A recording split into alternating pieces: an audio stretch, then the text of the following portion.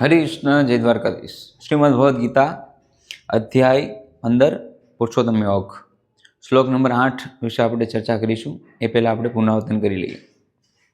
શ્રી ભગવાનુવાચ ઊર્ધ્વમૂલમ અધઃશાખમ અશ્વત્થમ પ્રાહુરવ્યયમ છંદાંસि યસ્ય પર્ણાનિ યસ્तं વેદ સ વેદવિદ અધઃ ચ ઊર્ધ્વં પ્રસુતાસ્તસ્ય શાખા ગુણપ્રબુદ્ધા વિષયપ્રવાલા અધશ્ચ મૂલાની અનુસંતતાની કર્માનુબંધીની મનુષ્યલોકે ન રૂપમસ્યે હતતોપલભ્યતે નાન્તો ન ચ આદિ ન ચ સંપ્રતિષ્ઠા અશ્વત્થમેनं સુવિરૂઢમૂલમ અસંગશસ્ત્રેણ દૃઢેન ચિત્વા તદપદં તत् પરિમાર્ગિતવ્યમ યસ્મિન ગતા ન નિવર્તન્તિ ભૂયં તમેવ ચાદ્યં પુરુષં પ્રપદ્યે યતઃ પ્રવૃત્તિઃ પ્રસુતા પુરાણી નિર્માનમોહા જિતસંગદોષા અધ્યાત્મનિત્યા વિનિવૃત્તકામાઃ દ્વંદ્વૈ વિમુક્તાઃ સુખદુઃખસંજ્ઞે ગચ્છન્ત્યમૂઢાઃ પદમવ્યયં તत्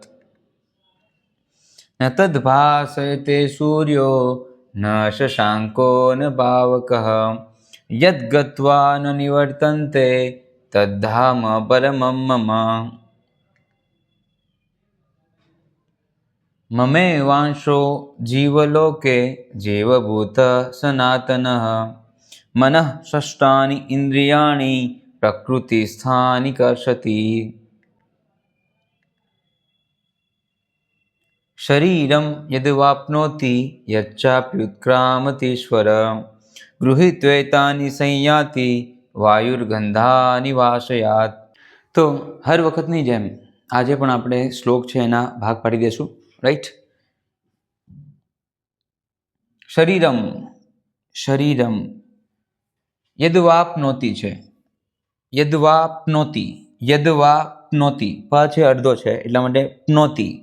ઓકે, હકીકતમાં આ શબ્દ આખો સાથે છે પણ આપણે સરળતા માટે આપણે એને અલગ કર્યો છે. યદ્વાપ્નોતિ યદ્વાપ્નોતિ યદ્વાપ્નોતિ યદ્વાપ્નોતિ એટલા માટે શરીરમ યદ્વાપ્નોતિ શરીરમ યદ્વાપ્નોતિ યચ્ચાપ્યુત્ક્રામતીશ્વરઃ યચ્ચાપ્યુત્ક્રામતીશ્વરઃ. તો આ બોલવામાં થોડું મુશ્કેલ પડશે એટલા માટે આપણે ભાગ કરી દઈએ. રાઈટ.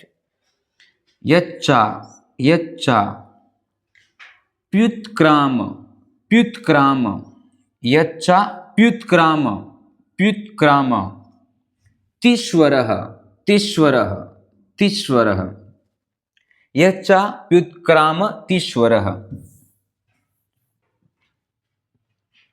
ગૃહી ગૃહી ત્વૈતાનિ ત્વૈતાનિ સંયાતિ સંયાતિ વાયુર વાયુર વાયુર વાયુર વાયુર એમ નથી બોલવાનું, ર અડધો છે એટલે વાયુર વાયુર. અહીંયા જે રેફ છે બરાબર ઘરની ઉપર એ આપણે અડધો ર લખેલો છે બરાબર તેનો. વાયુર વાયુર ગંધાની ગંધાની વાશયત અહીંયા વાવ છે વાશયત વાશયત વાશયત વાયુર ગંધાની વાશયત. તો આ રીતના વાયુર ગંધાની વાશયત ત્રણ ભાગ કરી દઈશું. તો આ જે શબ્દો છે વારે વારે તમે બોલશો, વિદ્યાર્થી પણ બોલશે, બાળકો બોલશે ત્યારે યાદ રહેશે ને. તો એકદમ સ્પષ્ટ રીતે બોલાવવાના છે વિદ્યાર્થીઓને. અને જો વિદ્યાર્થી જોતા હોય તો તમને પણ રિક્વેસ્ટ છે કે તમે એકદમ સ્પષ્ટ રીતે બોલો. ઓકે. શરીરમ યદ્વાપ્નોતિ યચ્ચાપ્યુત્ક્રામતીશ્વરઃ શરીરમ યદ્વાપ્નોતિ યચ્ચાપ્યુત્ક્રામતીશ્વરઃ ગૃહીત્વૈતાનિ સંયાતિ વાયુર્ગંધાનિ વાશયાત ગૃહીત્વૈતાનિ સંયાતિ વાયુર્ગંધાનિ વાશયાત. પૂરો શ્લોક આપણે બોલીશું. શરીરમ યદ્વાપ્નોતિ યચ્ચાપ્યુત્ક્રામતીશ્વરઃ ગૃહીત્વૈતાનિ સંયાતિ વાયુર્ગંધાનિ વાશયાત. શું કહેવા માંગે છે શ્લોક જોઈએ. જેવી રીતે પવન સુગંધને એક સ્થાનેથી બીજા સ્થાને, એક સ્થળેથી બીજા સ્થળે લઈ જાય છે, તેમજ જીવ આ જગતમાં પોતાના જીવનના જુદા જુદા ખ્યાલોને એક શરીરમાંથી બીજા શરીરમાં લઈ જાય છે.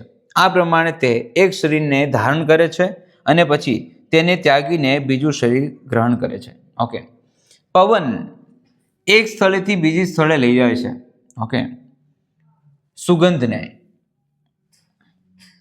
બગીચો હોય તો ત્યાં ફૂલો ઉપરથી જ્યારે હવા પસાર થાય છે, પવન પસાર થાય છે, તો પવનની સાથે સાથે એ પુષ્પોમાં રહેલી જે સુગંધ છે એને પણ એક જગ્યાએથી બીજી જગ્યાએ લઈ જાય છે.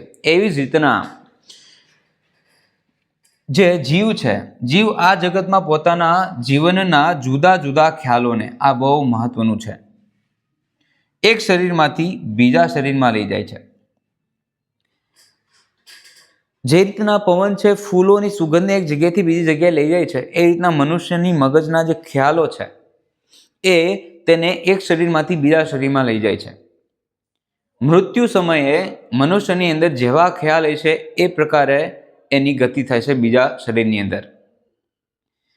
બે વસ્તુ પર આધાર રાખે છે નવું શરીર કેવું મળશે. 84 લાખ શરીરો છે અલગ અલગ, તેમાંથી કયું શરીર મળશે તેને એના માટે બે ટર્મ્સ એન્ડ કન્ડિશન છે. ઓકે, બે ફેક્ટર છે, બે બાબતો મહત્વની છે, એના ઉપર આધાર રાખશે. એક છે તેના કર્મ અને બીજું છે એ સમયની એની મનોવૃત્તિ, એનું મન, એની ઈચ્છા. જો એની ઈચ્છા સારી છે તો એ પ્રમાણે એ સારા શરીરમાં ગતિ કરશે. અને એ સમયે જો હકીકતમાં એવું હોય છે કે આખા જિંદગીની અંદર જે આપણે કર્યું હોય છે, જે આપણે કર્મો કર્યા હોય છે, જે વધારે કર્યું હોય છે સારું ખરાબ, એ આખી કેસેટ રિપીટ થાય છે. અને જો સારું કર્યું હોય છે તો છેલ્લે સારા ખ્યાલો આવશે, ખરાબ કર્યું છે તો છેલ્લે ખરાબ ખ્યાલો આવશે. એ પ્રમાણે આપણી ગતિ થાય છે. તો જે રીતના સુગંધ છે એને પવન એક જગ્યાથી બીજી જગ્યાએ લઈ જાય છે, એવી રીતના આપણા મનના વિચાર મૃત્યુના સમયે છેલ્લે આપણે એક શરીરમાંથી બીજા શરીરમાં લઈ જાય છે. બરોબર. આ પ્રમાણે તે એક શરીરને ધારણ કરે છે અને પછી તેને ત્યાગ કરીને બીજું શરીર પણ ગ્રહણ કરે છે. ઓકે, આ રીતના આત્મા છે, જે મેઇન વ્યક્તિ છે આત્મા છે, એક શરીરને છોડી દેશે અને એ નવું બીજું શરીર ધારણ કરશે. બરોબર. અને આ રીતના એ ચાલ્યા જ કરશે ચક્કર 84 લાખનું, જ્યાં સુધી તેને ભગવાનના ધામમાં સ્થાન મળે નહીં ત્યાં સુધી. રાઈટ. તો આ રીતના ભગવાન શ્રી કૃષ્ણ શ્લોકમાં કહે છે. ફરીથી, જે રીતના પવન છે એ ફૂલોની સુગંધને એક જગ્યાએથી બીજી જગ્યાએ લઈ જાય છે, એ રીતના મનુષ્યનું જે શરીર છે તેને એક શરીરમાંથી બીજા શરીરમાં લઈ જાય છે તેના વિચાર, તેનું મન. ડેથ, મૃત્યુના સમયે જેનો વિચાર છે એ પ્રમાણે એની ગતિ થાય છે નવા શરીરની અંદર. આ રીતના ચાલ્યા કરે છે 84 લાખ યોનિઓમાં, જ્યાં સુધી તેને ભગવાનનું ધામ નહીં મળે ત્યાં સુધી. હરે કૃષ્ણ. જય દ્વારકાધીશ. શ્રીમદ ભગવદ્ ગીતાની જય.